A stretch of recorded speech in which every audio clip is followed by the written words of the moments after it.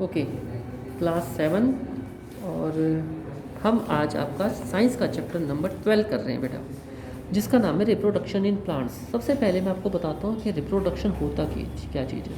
आपने पिछली क्लासेस के अंदर भी पढ़ रखा है, जितनी भी सजीव वस्तुएं होती हैं उनके अंदर प्रकृति ने कुछ विशेषताएं दे रखी हैं, जैसे कि वे चलते हैं, खाना खाते हैं, सांस लेते हैं। इसी तरीके से एक और विशेषता उनके अंदर है कि वे अपनी वंश वृद्धि करते हैं। वंश वृद्धि का मतलब अपने जैसे संतान को उत्पन्न करना। अब हमें ये पता है कि जीव जंतु जानवर ये सभी सजीव हैं, और हमें ये भी पता है कि पौधे भी सजीव हैं। तो क्या पौधे भी रिप्रोडक्शन करते हैं? जी हाँ, पौधे भी रिप्रोडक्शन करते हैं। रिप्रोडक्शन का मतलब आपको पता चल गया है, अपने जैसे दूसरों को पैदा करना अपनी वंश वृद्धि के लिए रिप्रोडक्शन कहलाता है। अभी रिप्रोडक्शन की आपको डेफिनेशन है, the production of new individual from their parent is known as reproduction. Parents जब एक अपनी नई वंश वृद्धि के लिए अपने जैसे ऑफस्प्रिंग का मतलब होता है संतान को पैदा करते हैं, उसे रिप्रोडक्शन कहा जाता है। मोड ऑफ रिप्रोडक्शन, मोड्स का मतलब होता है कि किस किस तरीके से रिप्रोडक्शन की जा सकती है प्लांट्स के अंदर। छठी क्लास के अंदर अगर आपको थोड़ा बहुत याद आ रहा है तो आपने देखा होगा कि सभी प्लांट्स के पार्ट्स हमने पढ़े थे, जैसे कि रूट जड़ होती है, स्टेम तना होता है, लीव्स पत्ते होते हैं। ठीक है, यहाँ तक पता है आपको। और इन सभी चीज़ों को हम क्या बोलते हैं? Vegetative parts. क्या बोलते हैं? Vegetative part. वेजिटेबल से बना है वेजिटेटिव। ठीक है। After a certain period of growth most plants beer flowers. आपको ये भी पता है कि एक पर्टिकुलर टाइम के बाद सभी पौधों के अंदर फूल आ जाते हैं। You may have seen the mango trees flowering in the spring. Even ये बोर आना, आम के पेड़ के ऊपर भी आपने देखा होगा कि बोर आ जाता है, फिर धीरे धीरे फिर वो आम के अंदर कन्वर्ट हो जाता है ना। छोटे छोटे आम लगते हैं, फिर बड़े आम हो जाते हैं। तो ये सारे के सारे एक्चुअली में क्या चीज़ है। और फिर हम उन जो वे जब फल लग जाते हैं तो हम फलों को खाते हैं बड़ी अच्छे से, है ना। तो ये सारी चीज़ें क्या है, वो भी ये जो फल इत्यादि है ये सारा का सारा उनका रिप्रोडक्शन पार्ट ही है। ठीक है। अब जैसे कि हमने रिप्रोडक्शन का मतलब पढ़ा है कि जब पेरेंट्स अपने जैसे ऑफस्प्रिंग को पैदा करें तो पौधों के लिए ये चीज़ क्या होगी? अपने बीज को पैदा करना, जैसे कि आम की गुठली। और उस गुठली के चारों तरफ का जो आवरण है वो सिर्फ एक कोटिंग होती है। पौधे की दृष्टि से देखा जाए तो उसकी जो मेन संतान होगी वो हो गया उसका बीज, उसकी गुठली। और उस गुठली के चारों तरफ का जो आवरण है वो उसके लिए वेस्ट प्रोडक्ट है। उस वेस्ट प्रोडक्ट को, और हमारे लिए वो बहुत यूज़फुल है, हम उसी को खाते हैं, गुठली को फेंकते हैं।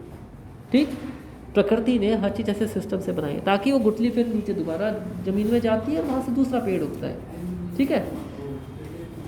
अब आगे देखिए, the flowers perform the function of the reproduction in the plants. तो यहाँ तक तो आपको समझ में आ ही गया होगा कि ये जो हमने आम का उदाहरण दिया है, बोर आ जाता है और उसके बाद में फिर फल बनता है, फिर उसके अंदर से बीज उत्पन्न होता है। तो जो फूल होते हैं, जितने भी फ्लावर्स होते हैं, ये बहुत इंपॉर्टेंट रोल प्ले करते हैं रिप्रोडक्शन में प्लांट्स के लिए। ठीक है। अ फ्लावर में have either the mail part और द फीमेल पार्ट, और both male and female parts. एक फूल के अंदर ही मेल और फीमेल पार्ट दोनों हो सकते हैं, या अलग अलग भी हो सकते हैं। ये जो फूल आप तोड़ते हो ना इंटरेस्टिंग से, इनके अंदर मेल पार्ट और फीमेल पार्ट होते हैं ये पौधे के। ठीक है। There are several ways by which plants reproduce the offspring. These are, अब दो तरीके से प्लांट्स अपने जैसे पौधों को आगे अपनी संतान की उत्पत्ति कर सकते हैं। पहला असेक्सुअल रिप्रोडक्शन, दूसरा सेक्सुअल रिप्रोडक्शन। ये आपको थोड़ा सा अटपटा सा लगेगा कि पौधों के अंदर सेक्सुअल रिप्रोडक्शन ये कैसे संभव है। जी हाँ, बिल्कुल संभव है। सेक्सुअल का मतलब ही होता है जब एक मेल और एक फीमेल दोनों का गैमेट्स आपस में फ्यूज़ हो जाए और एक नए ऑफस्प्रिंग को पैदा करें, उसे सेक्सुअल रिप्रोडक्शन कहते हैं। वो चाहे जानवर हो चाहे वो पौधे हो। और सेक्सुअल का मतलब होता है जब खाली एक ही मेल या फिर खाली फीमेल या फिर दोनों का कंबाइन, दोनों के अंदर एक ही हो और वो अपने आप से नए जीवन को प्रोड्यूस करते हैं, उसको असेक्सुअल कहते हैं। ठीक है। जहाँ पे एक ही इंसान एक ही की ज़रूरत पड़े असेक्सुअल, जहाँ दोनों मेल और फीमेल दोनों की ज़रूरत पड़े सेक्सुअल। ठीक, अभी इन asexual production plants can give rise to the new plants without seeds, whereas in sexual production new plants are obtained from the seeds। फर्क क्या होगा पौधों के अंदर? असेक्सुअल रिप्रोडक्शन के अंदर कोई बीज नहीं बनता पौधों के अंदर, सेक्सुअल रिप्रोडक्शन के अंदर बीज की उत्पत्ति होती है। यहाँ एक बेसिक डिफरेंस ये है। यहाँ तक आया सबकी समझ में? अब पहले हम पढ़ेंगे असेक्सुअल रिप्रोडक्शन के बारे में पौधों के अंदर। In asexual production new plants are obtained without production of the seeds of the spores. ये आपको पता चल गया, ना तो भोर आता है ना ही बीज उत्पन्न होता है असेक्सुअल रिप्रोडक्शन के अंदर। क्लियर है यहाँ तक? उसका एक उदाहरण है वेजिटेटिव प्रोपोगेशन। ये नाम आपको याद रखने हैं, वेजिटेटिव प्रोपोगेशन। ये क्या चीज़ होता है? इस तरह का असेक्सुअल प्रोडक्शन जिसके अंदर नया प्लांट किससे पैदा होता है? रूट से, जड़ों से, तने से, स्टेम्स का मतलब तने, लीव्स पत्ते, और बड का मतलब होता है कली। ठीक है। Since reproduction is through the vegetative part of the plant it is known as a vegetative. ये जितने भी पार्ट्स हैं ना, root, stem, leaves and buds, ये आपने छठी क्लास में पढ़ लिया था, इनको क्या बोलते हैं? Vegetative part. तो जितने भी इन वेजिटेटिव पार्ट से अगर एक नया पौधा उत्पन्न हो रहा है तो ऐसी प्रक्रिया को हम क्या बोलेंगे? Vegetative propagation. और वेजिटेटिव प्रोपोगेशन किस चीज़ का टाइप है?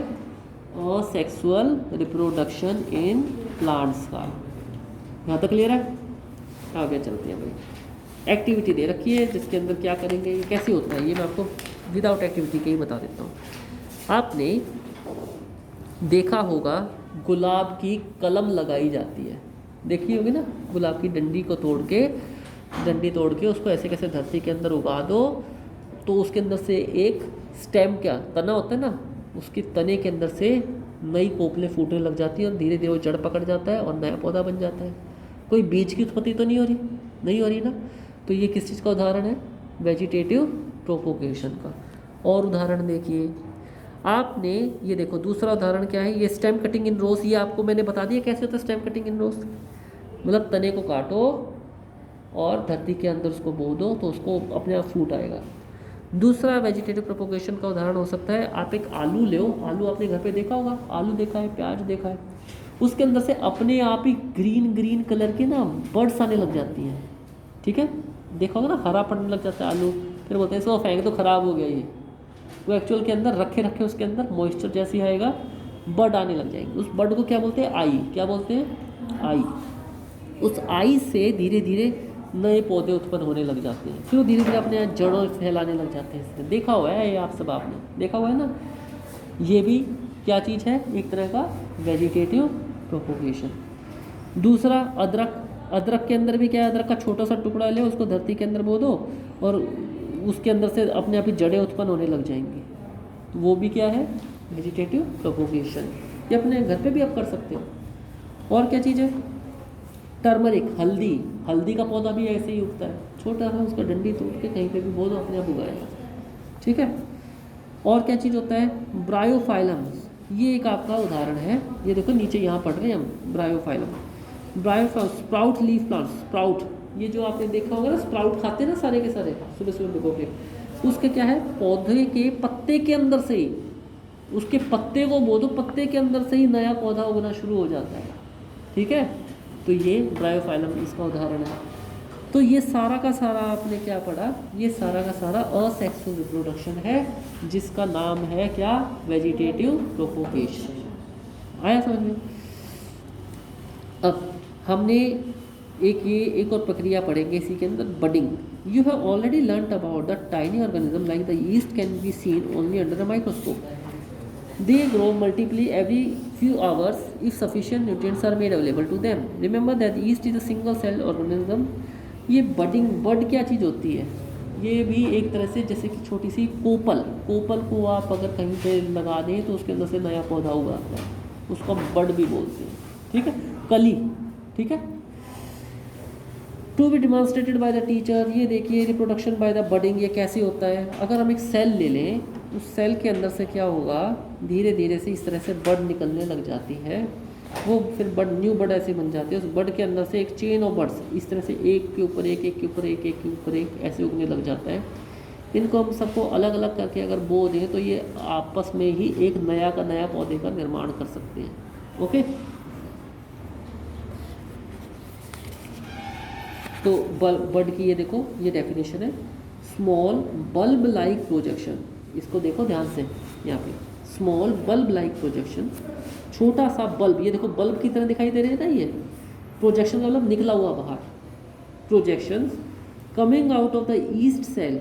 ये ईस्ट का एक सेल है, माइक्रोस्कोपिक सेल है ये, yeast is called a bud. आगे यहाँ तक समझ में क्या चीज़ होती है? The bud gradually grows and get detach from the parent cell and forms a new yeast cell. ये बर्ड, ये देखो धीरे धीरे ये न्यू बर्ड यहाँ पे आ गया था, धीरे धीरे अपने पेरेंट का मतलब होता है अपना जो जहाँ से इसने उगना शुरू किया है। पेरेंट पता है ना आपको, पिता माता को पेरेंट्स बोलते हैं, तो इसके लिए माता पिता यही हो गए। तो ये जब इसके धीरे धीरे एक नया बल्ब की तरह बाहर निकलता है, फिर इसके साथ में अलग हो जाता है, इसको हम क्या बोलते हैं? बडिंग। क्या बोलते हैं? बडिंग। अगला, तो अब आपने क्या क्या पढ़ लिया अभी तक? अभी आपने देखा कि बर्ड कैसे हो जाता है, बडिंग प्रक्रिया आपने पढ़ी है, असेक्सुअल प्रोडक्शन का ही पार्ट है ये। एक दूसरी को हम पढ़ते हैं फ्रेगमेंटेशन। क्या नाम है? फ्रेगमेंटेशन। ये हम किस चीज़ के बारे में पढ़ रहे हैं? असेक्सुअल प्रोडक्शन इन प्लांट्स, और उसका नाम क्या होगा? Vegetative propagation. तो वेजिटेटिव प्रोपोगेशन के अंदर हमने पहले पढ़ा बडिंग, अब हम पढ़ रहे हैं क्या? फ्रेगमेंटेशन। फ्रैगमेंट का मतलब ही होता है बेटा कि किसी चीज़ का हिस्सा कर देना। हिस्सा कैसे करते हैं? You might have seen slimy green patches in the ponds और in the other stagnant water body. पानी के अंदर आपने काफ़ी सारे इस तरह के पौधे वगैरह देखे होंगे जो पानी में तैरते रहते हैं, झोड़ वगैरह में, है ना। दीज आर अलगाई, और वो ग्रीन ग्रीन कलर की एक लेयर बन जाती है, काई, जिसको देखते हैं ना पौधे, पूरा पेड़ का अगर पानी पे खड़ा हुआ है तो काई की लेयर उसके ऊपर तैरने लग जाती है। When water and nutrients are available, algae grow and multiply rapidly by the fragmentation. ये उससे फैलती है, फ्रेगमेंटेशन से। आपने देखा होगा कि काई एक बार जमने लग जाए तो पूरे के पूरे तालाब के ऊपर जम जाती है ना। कितनी तेज फैलती है काई। वो कैसे फैलती है? algae breaks up into 2 or more fragments. उसका थोड़ा सा हिस्सा टूट गया, टूट के वो अपना उसी के अंदर से एक नया पौधा आना शुरू हो जाता है। पौधा मतलब उसी के अंदर से एक नई अलगाई आनी शुरू हो जाती है। ये बहुत ही, अलगाई भी बहुत छोटा होता है, माइक्रोस्कोपिक लेवल के ऊपर, वैसे नहीं देख पाओगे इसको, लेकिन अगर आप उसको माइक्रोस्कोप पे देखो, उसको छोटे से टुकड़े को ऐसे करके सेपरेट किया, उसी के अंदर से एक फुल फ्लैज बन दिया, ठीक है। तो टुकड़े को क्या बोलते हैं? फ्रैगमेंट, और इसी वजह से क्या होता है? फ्रैगमेंटेशन। आया समझ में? और इससे क्या होता है? अलगाई यानी कि काई ऐसे होती है। आया? ये भी क्या चीज़ है? असेक्सुअल प्रोडक्शन है। और किसका पार्ट है ये? वेजिटेटिव प्रोपोगेशन का। अब हम अगला पढ़ते हैं। अब हमने फ्रेगमेंटेशन पढ़ लिया, बडिंग पढ़ लिया, तीसरा हम पढ़ेंगे स्पोर फॉर्मेशन। स्पोर क्या चीज़ होती है? ये देखो, आपने देखा होगा कि फंगस लग जाती है, फंगस लग जाती है, जैसे कि आपकी ब्रेड वगैरह हो गई, बासी चीज़ हो गई, उसके अंदर फंगस लगने लग गई, है ना। वो फंगस के अंदर क्या होता है बेटा? ये इस तरह का, ये भी एक माइक्रोस्कोपिक प्लांट होता है। या फिर आपने देखा होगा कि ब्रेड के ऊपर एक वाइट कलर का कॉटन जैसी चीज़ लेयर आ जाती है, जिसको बताते हैं तो ख़राब हो गया, है ना, फंगस होती है वो। उसके अंदर से छोटा सा भी अगर टुकड़ा होता है ना उसका, उसके ऊपर छोटे छोटे अगर माइक्रोस्कोप में देखोगे माइन्यूट पार्टिकल्स होते हैं। वो पार्टिकल्स अगर किसी और चीज़ के ऊपर जैसे ही कांटेक्ट में आते हैं तो मॉइस्चर मिल जाता है, वो वहाँ पे भी उगना शुरू कर देते हैं। इसलिए अगर आपको कभी ऐसा लग रहा है कि भाई सब्जी वब्जी के अंदर आपने रखी हुई है, उसके अंदर आपको फंगस लगी हुई है, या ब्रेड के ऊपर फंगस लगी हुई है पैकेट के अंदर, आप क्या करते हो? बाकी की खा जाते हो, उसको फेंकते हो, सारी को फेंकते हो ना।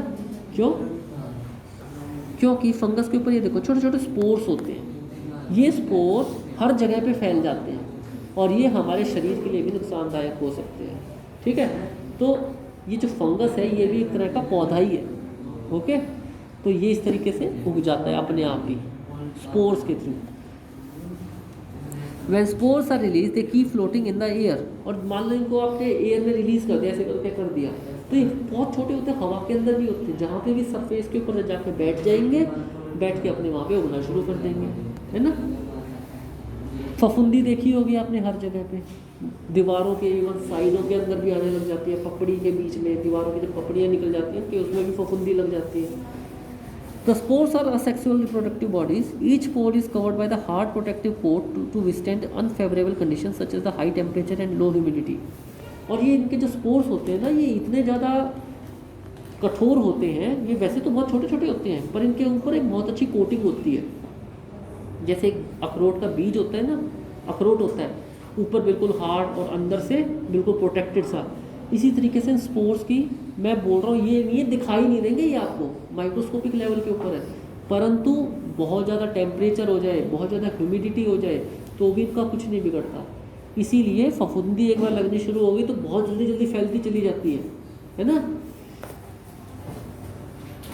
So they can survive for a long time under the favourable condition. The spores germinate and develop, germinate का मतलब होता है बढ़ना, germinate, and develop into the new individual. Plants such as the moss and the ferns also produced by the means of the spores.